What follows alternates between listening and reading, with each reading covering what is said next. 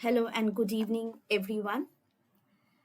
I begin by thanking Overman Foundation once again for giving me the opportunity of delivering on Sri Aurobindo's The Future Poetry.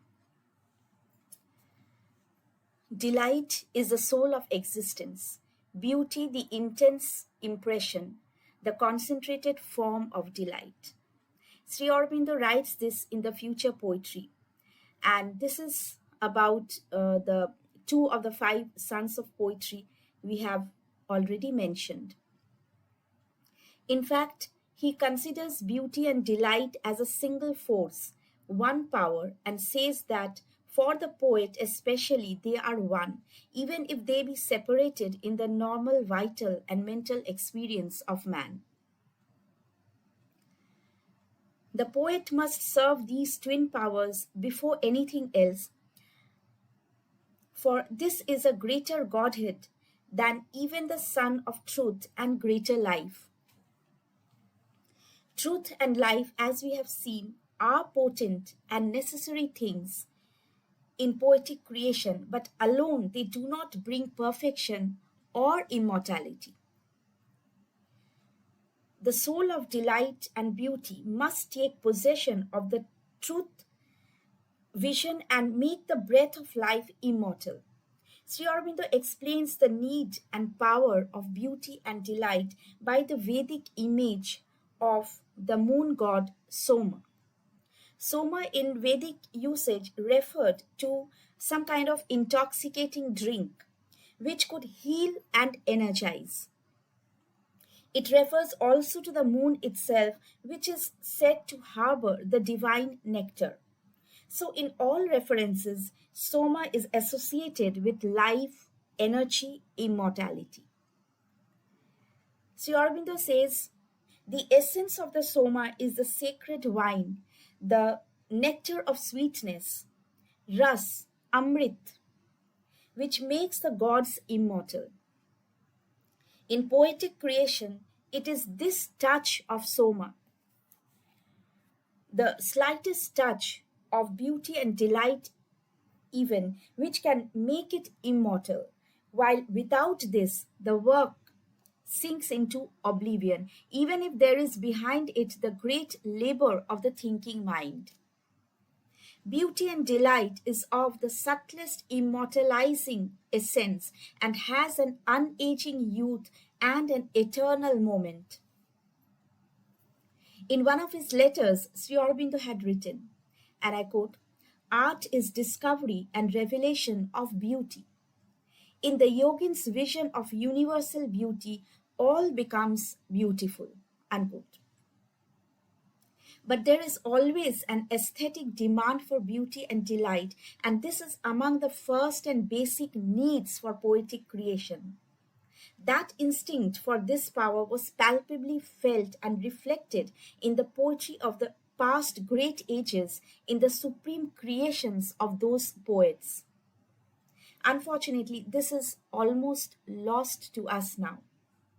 And here, Sri Aurobindo goes on to explain the differences between ancient and modern creations as far as the soul of beauty and delight is related to poetry, pointing out the failures and causes of failures of the modern mind before he talks about the future possibilities. Ancient communities, Sri Aurobindo says, had a great turn and instinct for beauty and an aesthetic temperament and formation of the mind. With these, they created the many sided cultures which are the fountainhead of our civilization. The ancients were hardly intellectually conscious of this talent of theirs. They created in the spirit and form of beauty through the instinct, and that gave it their attractive and compelling power for which they are admired and remembered even today. For instance, the ancient Indian Vedas and Upanishads display the perfect union of beauty and power.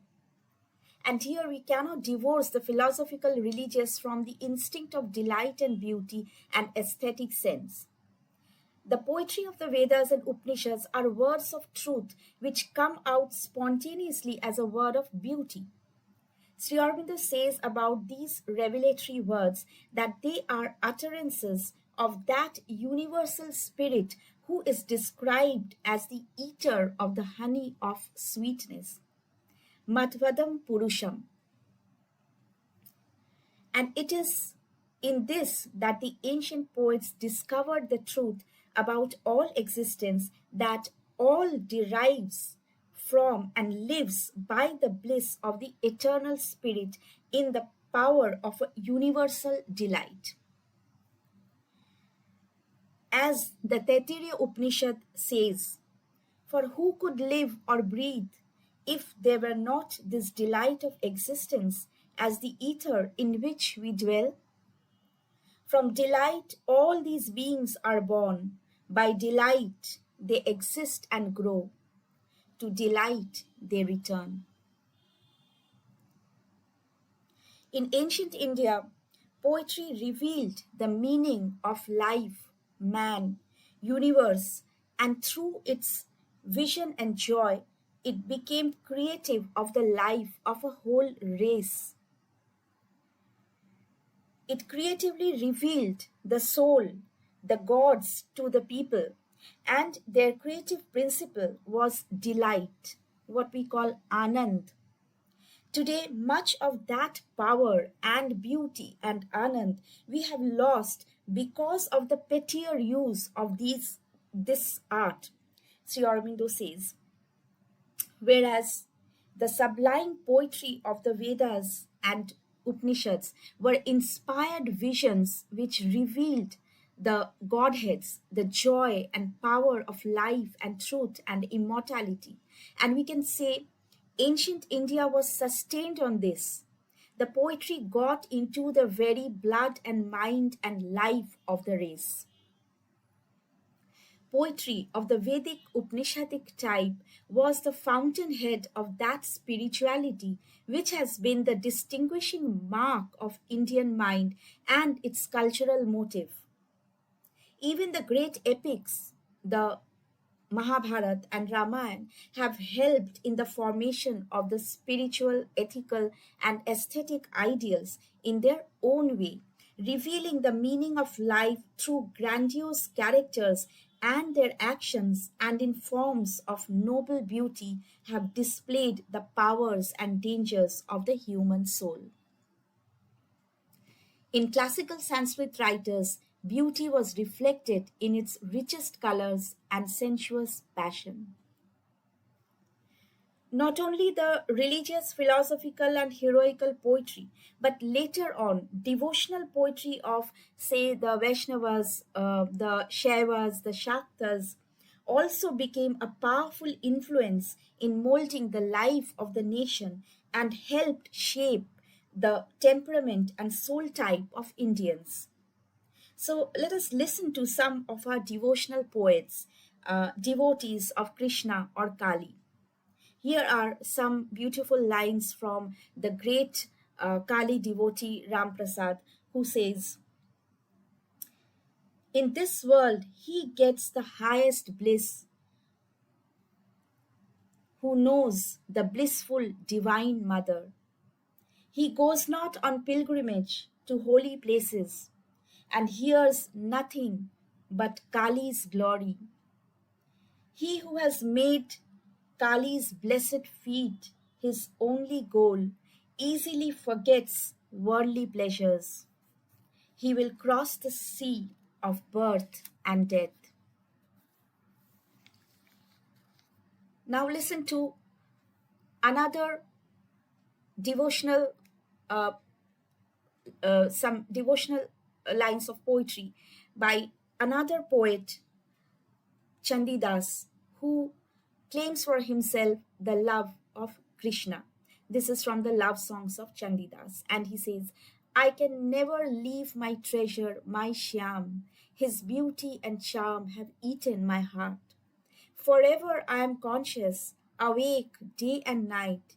Even when in lassitude I close my eyes, I am buried in Shyam, the shape of my loves. The God at last is standing by me. I will fulfill my dream and let the rest go. So, this was the kind of devotional poetry which was being written in earlier days and which shaped the temperament of a people. Now, if we look beyond India, we find almost the same trend in ancient cultures. For instance, there was intimate connection of poetry and art with public life in ancient Greece also, and the Homeric poems had a great impact on the life of the ancient Greeks. Theirs was a union of active intelligence and a fine aesthetic spirit and worship of beauty. The epics and even later Greek poetry helped reveal to the people the divinity of man, the aesthetic sense, the religious ideas and thoughts, and helped shape the soul of grandeur and beauty of our culture. Sri Aurobindo also refers to the art and poetry of Japan and China, which he says were intuitive creations coming from the depths and revealing the poetic delight of the soul. In southern China, especially, is seen the fusion of the spiritual and aesthetic mind. The sensuous magic, which was the product of the aesthesis of psychic delight and vision, was the gift of Persia to her people.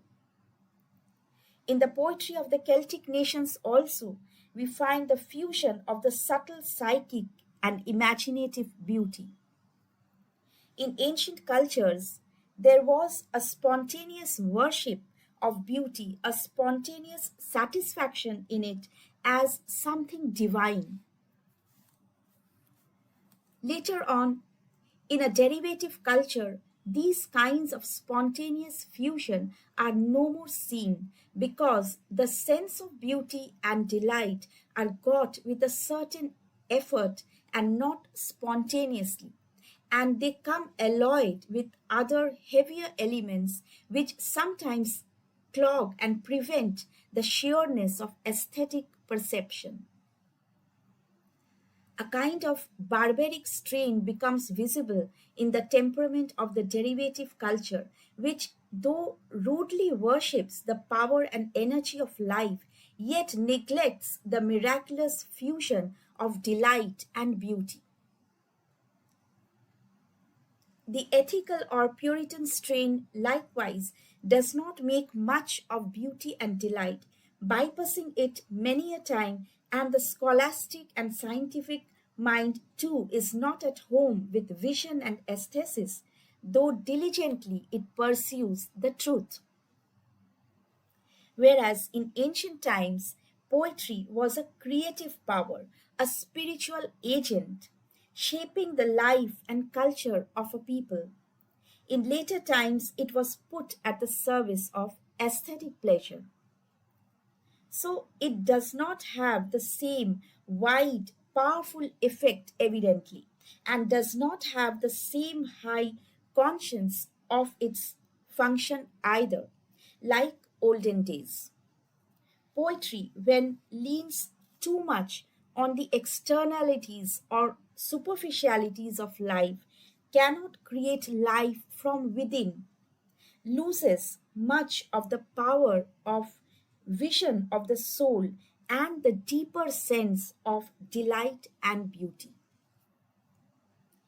For instance, Sri Aurobindo talks about English poetry and how the high energy has done great memorable things in the poetic field.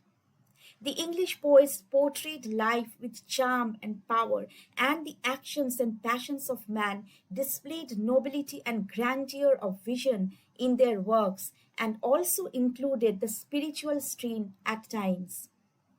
Yet, there was something always that seemed to be lacking, in spite of the splendor and the vigor which influenced culturally the English people.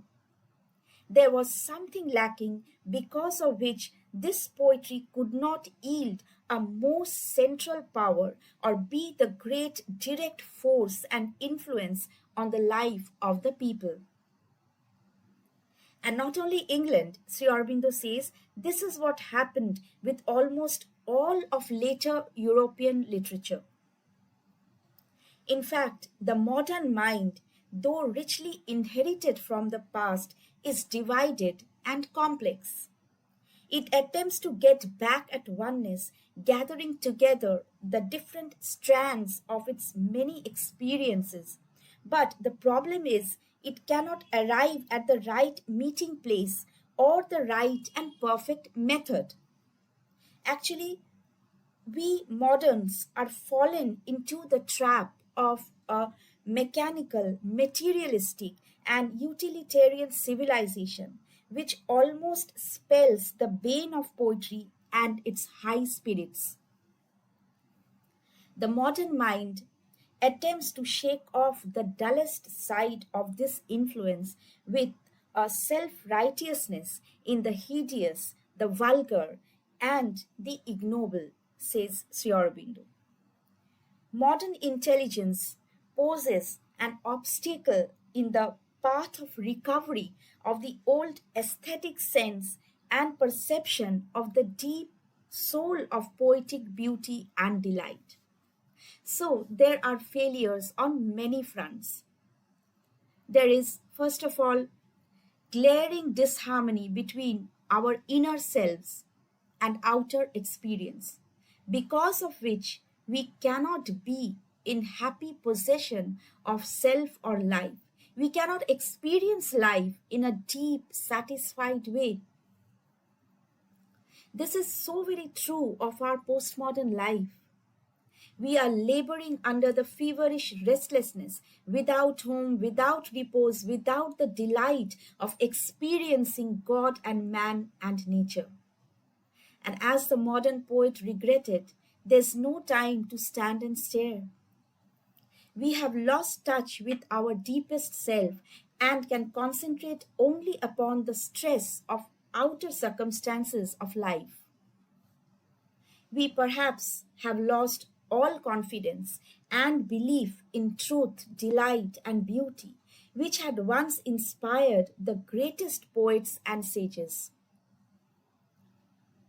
Sri Aurobindo attributes much of this defect to the intervening Christian influence on the vitalism of the Teutonic mind and Latin intellectualism. The pure aesthetic spirit has been affected. Had it been left fully free, it could have been master of its own creation, could have created with greatness and beauty. There needs to be a harmony of the aesthetic spirit with the spiritual powers, the need of the life soul, the thought mind. But today, the aesthetic sense is made to serve our external interests, our senses, our passions. And these are made beautiful to us by an active aesthetic celebration and artistic manufacture of the word or the supply of apt or beautiful forms and measures, as Sri Aurobindo says. So basically, we are putting the cart before the horse. We are bringing and placing secondary things in the first rank. The modern intelligent mind has achieved great things, but has not found the perfect way of spiritual creation. Sri Aurobindo says there are two things which the spirit can make its home in. One is the depth of our self arrived at through vision of self knowledge and self mastery. The other is which is arrived at through ecstasy and acceptance of the truth, delight, and beauty of the world and life and existence. And these are not entirely separate or different things, but each helps to bring in the other, possess the inner self, and get hold of the delight and beauty of life in complete measure. It can also break through the veil to get at the self behind surface life. This the ancients had satisfactorily achieved. They knew and believed in the reality of the inner self, as we find in the Indian concept of Atman or the Chinese Tao. Today, our failure is because of the intervention of the surface mind in the working of the rapture or enthusiasmus which comes from the soul experience. The more the surface mind interferes, the more it dilutes and weakens this divine enthusiasm, because the surface mind is so attracted and taken up by the outward experiences of life, the immediate thought and action, that it cannot transmute these things into greater or eternal values, but hastens to embody the externalities in speech and form. Thus, poetry of the external and the superficial may be attractive, but it is frail in its affectation of power and hollow and null inside, says Sri Aurobindo. This poetry fails because it is concerned with things of the moment and not with the eternal and immortal things. Thus, poetry of the occasion, say war poetry, even patriotic poetry, though very powerful and dynamic, is often poor in substance and of inferior value, because here the vital attraction and interest are so strong that it hardly allows our attention to be diverted from the external to the inner spiritual delight and significance. Only a very great poet may achieve this, working with these poetic substances, as he can look beyond the temporary and the external to that which is eternal and universal. The occasion is just an excuse for the poetic genius to utter something great and immortal. For instance, listen to these lines from one of Sri Aurobindo's greatest ever poems, Rose of God. Here he is taking a simple flower, the rose, as a symbol. And look at these lines. I'm quoting a few lines from his beautiful poem, where he writes, Rose of God, smitten purple with the incarnate divine desire. Rose of life, crowded with petals, colors lyre. Transform the body of the mortal like a sweet and magical rhyme. Bridge our earthhood and heavenhood, make deathless the children of time. Rose of God, like a blush of rapture on eternity's face. Rose of love, ruby depth of all being, fire passion of grace. Arise from the heart of the yearning that sobs in nature's abyss.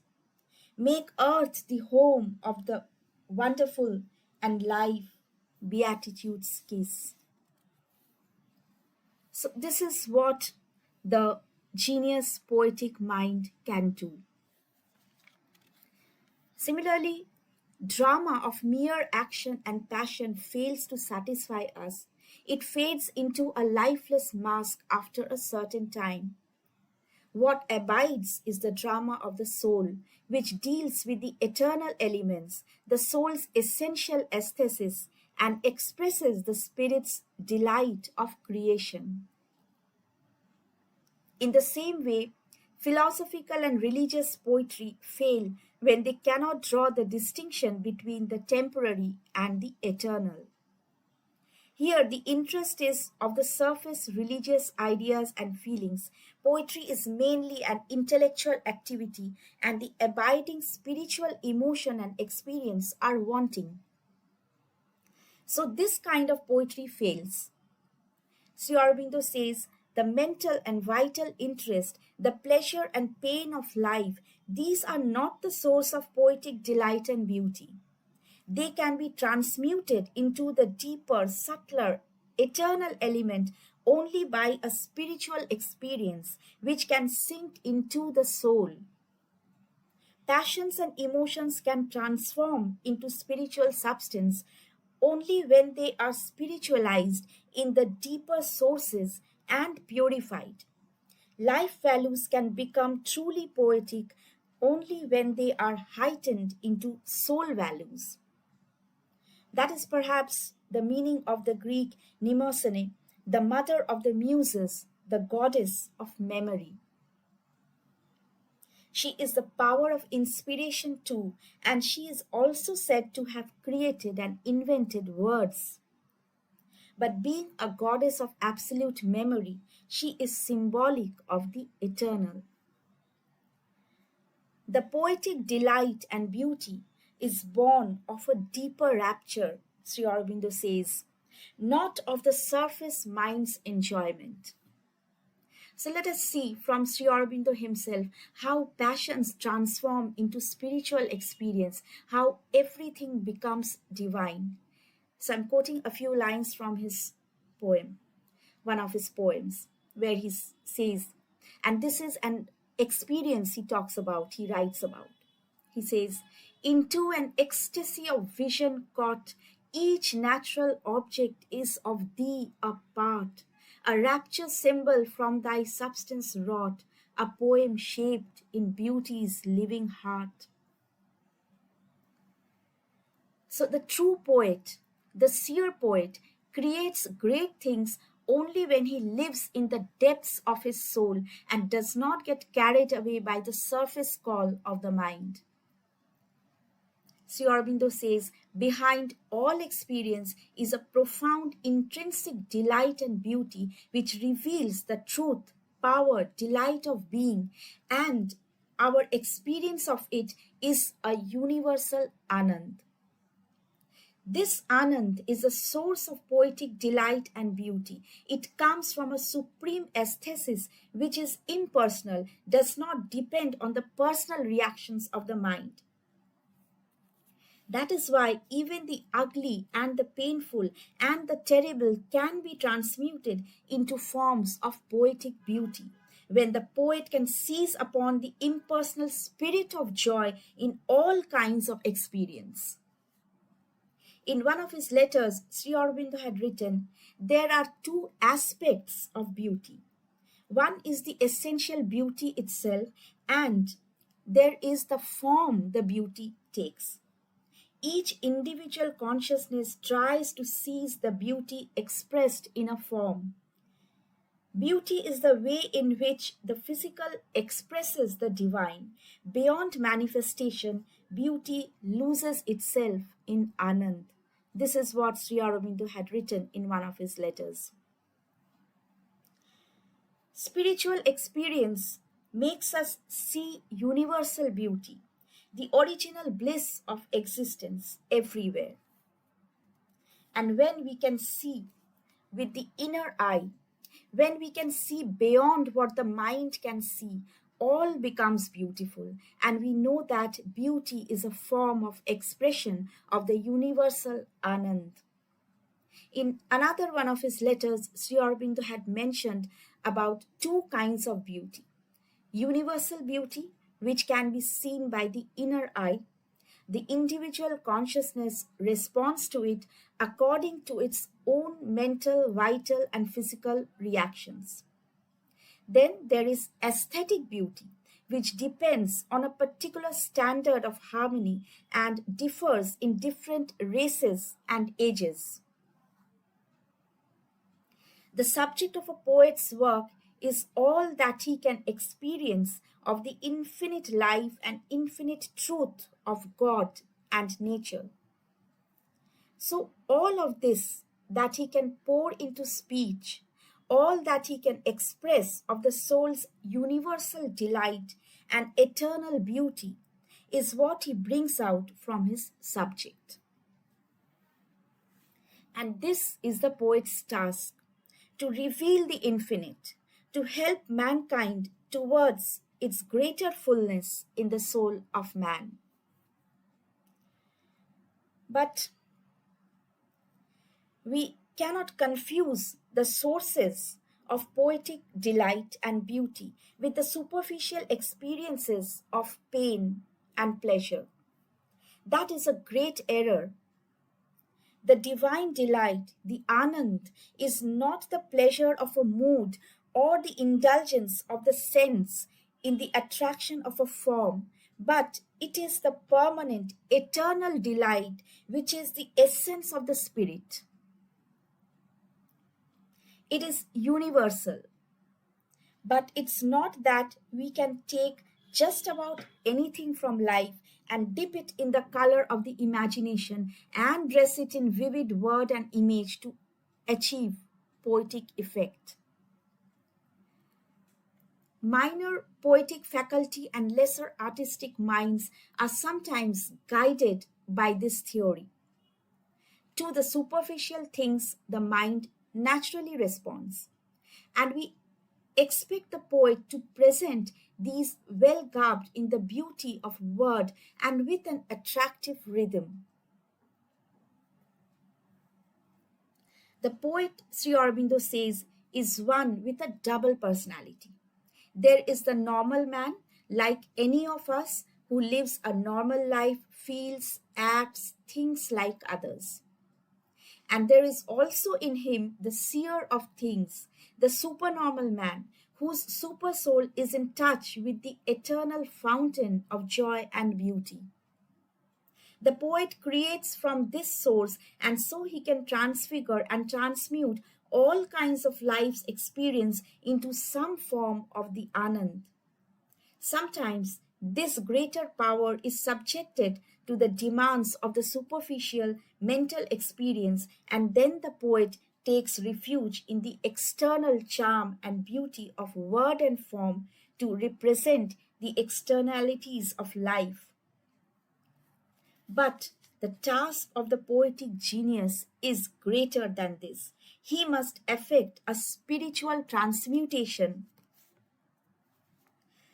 of his material by submitting the mental and vital interests in a deeper soul experience. Only by this method can he utter the inevitable word and create the supreme form and the unanalyzable rhythm. And we expect the poet to do that because he is much more than a maker and fashioner of word and phrase and idea. He is much more than a moralist, thinker, and storyteller. In Sri Aurobindo's words, a poet becomes a spokesman of the eternal spirit of beauty and delight and shares that highest creative and self expressive rapture which is close to the original ecstasy that made existence the divine Anand. So, the let us listen to some lines of poetry from Sri Aurobindo himself, where he is relating the experience of the yogi who has identified with the cosmic consciousness and how he is expressing this rapture. And Sri Aurobindo writes, and these are lines from his epic poem Savitri. It was the reality of existing things. It was the consciousness of all that lived and felt and saw. It was timelessness and time. It was the bliss of formlessness and form. It was all love and the one beloved's arms. It was sight and thought in one all-seeing mind. It was joy of being on the peaks of God. So we need to get back to this deep, profound center and create from there in the universal power of the spirit and its vision and delight of existence. That will make poetry once again mighty and creative, and thus it will have a deeper, greater impact and influence on life. We shall be driven by the power of the universal delight, the universal Anand. In ancient India, there was the concept of this essence of poetry, essence of art, ras as they called it. And Sri Aurobindo explains ras, the essence, as a concentrated taste, a spiritual essence of emotion, an essential aesthesis, the soul's pleasure in the pure and perfect sources of feeling. So, memory of the soul is a part of the process of poetic creation by which we arrive at something which stands behind the surface. It is the spiritual being which knows the secret of the universal delight and beauty. The genius of the poet can call down the word, the vision, the light and power from above, and the inrush from the higher planes, which gives the rapture and the enthusiasm and inspiration. That is the source, the spiritual self of the poet. And the cultures which were able to feel and experience the joy of this spiritual self got the touch of that Anand.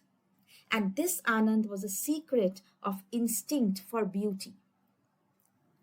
Sadly, the intellectual mind lost touch with this instinct. Only a few exceptional individuals here and there could realize their spiritual self.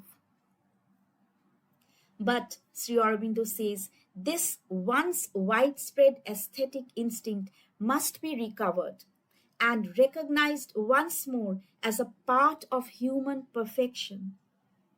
It has to be as indispensable as intellectual knowledge and as necessary to happiness as vital well being.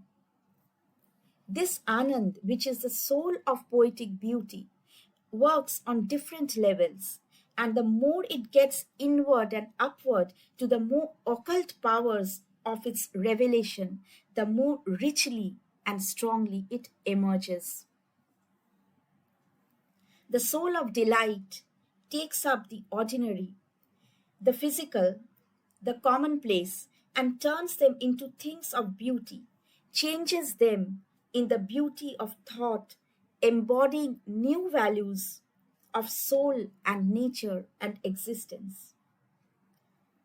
In one of his letters, Sri Aurobindo had written, and I'm quoting, "There is a universal Anand and a universal beauty, and their vision comes from an intensity of sight which sees what is hidden, a sort of Vishwaras, such as the universal spirit may have had in creating things.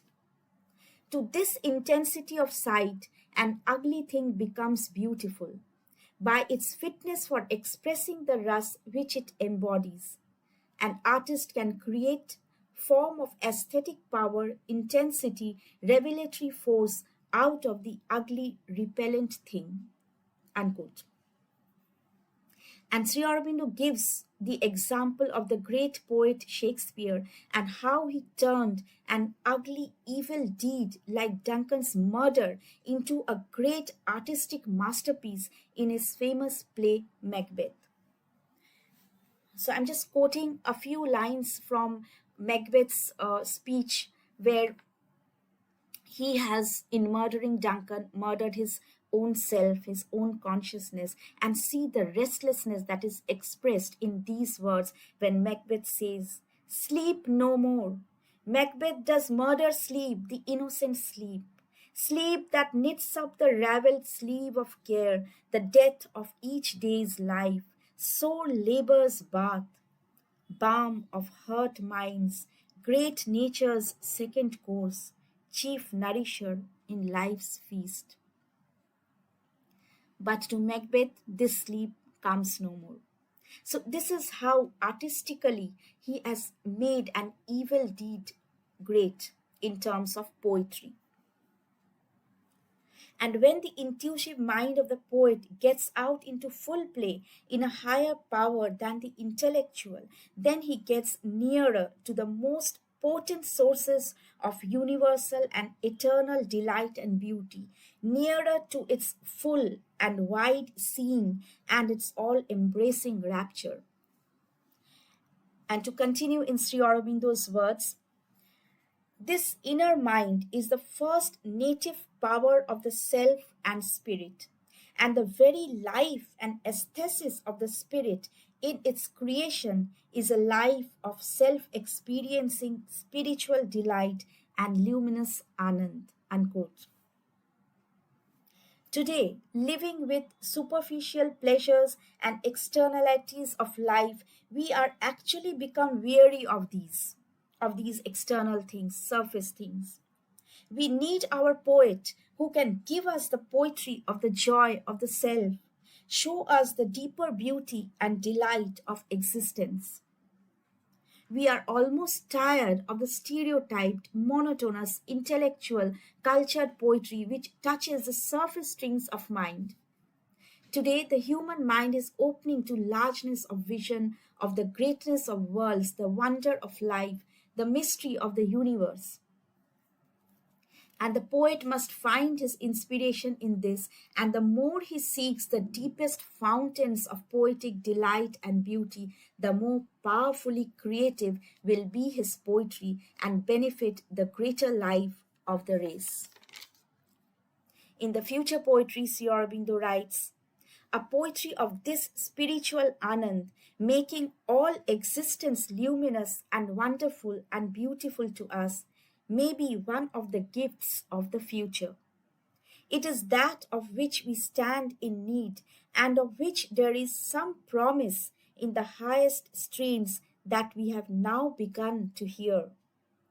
This change will mean that poetry may resume on a larger scale with a wider and more shining vision the greater effect it once had on the life of the race in the noble antique cultures. Unquote. So the future poet must claim all things as his material to work upon, but must preserve the fine poetic beauty and delight and steep all in the profoundest vision which can bring out the spiritual anand. In the spiritual delight of vision, beauty is truth, truth beauty. The future poetry must be more intimately one with life, and the subject of the future poetry will be the beauty and delight of all physical things, of life made more meaningful by the poignancy of the soul, of the spirit in thought. This is yet to be written. And it can be done if the soul of the poet looks beyond the physical, beyond life, and sees the eternal, knows the Godheads of the eternal, and gets the inward touch of that infinite ecstasy which is the source of the universal delight and beauty. And if the poet can write from the overmind consciousness, all things will become full of beauty and delight. Sri Aurobindo says, the nearer we get to the absolute Anand, the greater becomes our joy in man and the universe and the receptive and creative spiritual emotion which needs for its voice the moved tones of poetic speech. So let us listen to these lines of poetry from Sri Aurobindo himself, voicing the rapture and ecstasy of the soul's experience. And he writes in one of his very beautiful poems, hearing and sight are now an ecstasy, and all the fragrances of earth disclose a sweetness matching in intensity, odor of the crimson marvel of the rose. In every contact's deep invading thrill that lasts as if its source were infinite, I feel thy touch, thy bliss imperishable, is crowded into that moment of delight.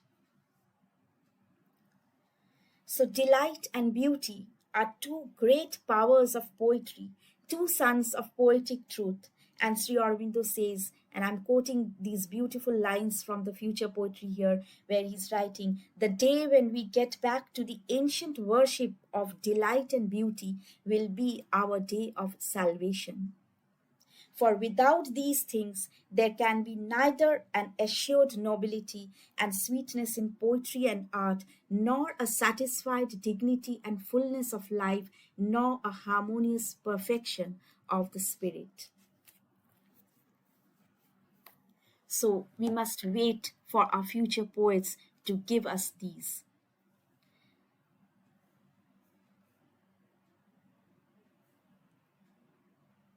Thank you.